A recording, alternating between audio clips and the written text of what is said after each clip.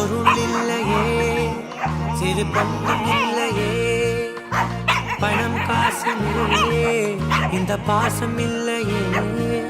அன்பான மகள் வந்தார், அம்பானி நானாகிறேன். இந்த இன்ப மகாராஜ பெற்ற புது ரோஜ எலிசபெத் ராணியின் பேத்தியே. தாயே தாயே மகளன வந்தாய், தந்தை சிந்தை நலமுற வந்தாய்.